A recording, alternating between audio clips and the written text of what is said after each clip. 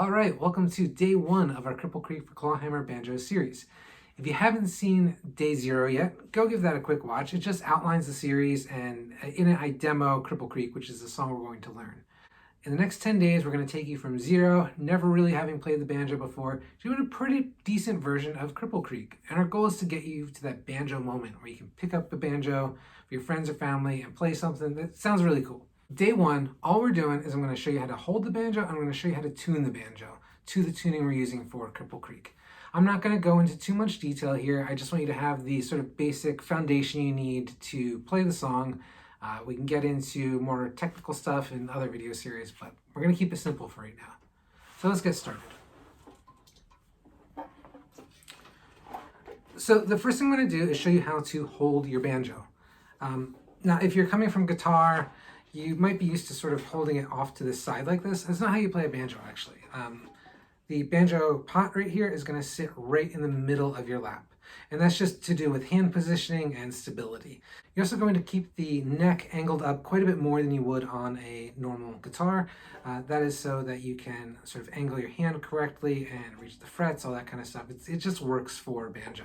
So once you have your banjo set up here, you're going to take your right arm and just move it into the side of the banjo. You see where I have this rest here? This is an armrest. You might not have that, but that's okay.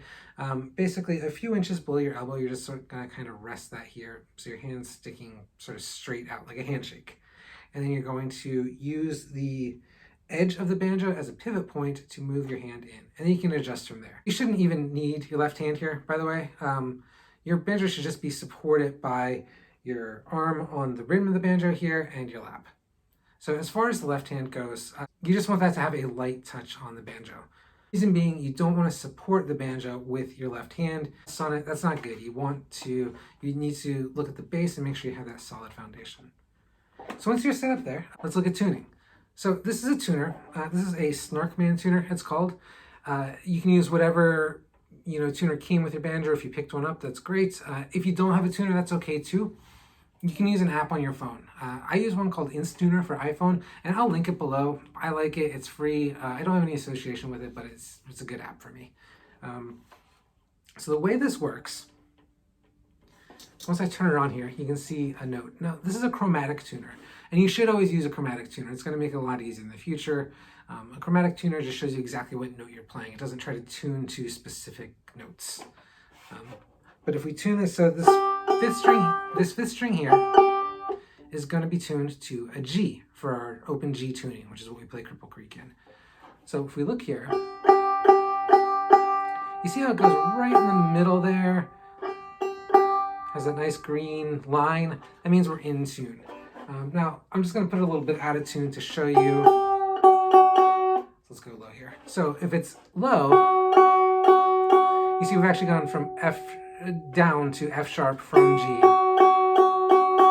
So we need to tune up. Now, the way you do that, if you haven't tuned before, tuning pegs here, you're just going to, so we're low, so we're just going to, you hear the pitch raising there, and we're just going to go slow, gentle, until when we look at our tuner, we see, all right, I'm going to hold this out for you again. See, it's still just a little low here. So we're going to keep going.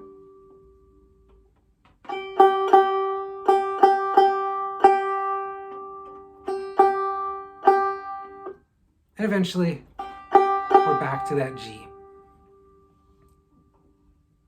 The next string, your lowest pitch string, is going to be a D. We're there already. Actually, we're a little low here, so I'm going to... All right. And then the next string is a G again. Good there. And then a B on your second string. Remember, I'm just making these slow little adjustments. You don't want to crank these things. You could break a string. Generally, use a little finesse here. And then finally, that first string is going to be a D. And that's open G tuning. Now, why do we call it open G tuning? Because if you don't use your left hand at all, and you just play, you get that nice G chord. So the cool thing about Open G tuning is like it's going to sound pretty good even if you're not doing anything with your left hand. You can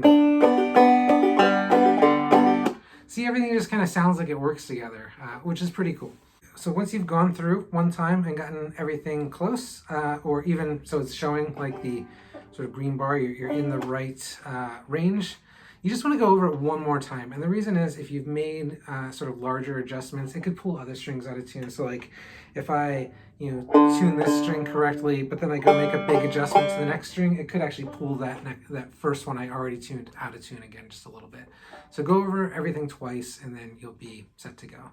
And that's the nice thing about Open G tuning too, is that you'll kind of hear like if that doesn't sound good, if something sounds a little off there, all those strings work together. So you can actually, it's really nice, you can kind of hear it when something's not right and you can go back and fix it. Okay, so we looked at how to hold your banjo. Pretty simple, right in the middle. And we looked at how to tune your banjo. And that's all you really need to know for day one. Tomorrow, we're going to look at how to do the basic clawhammer stroke. That's the foundation of all clawhammer playing. I'm really excited to get into it, so I'll see you then. All right.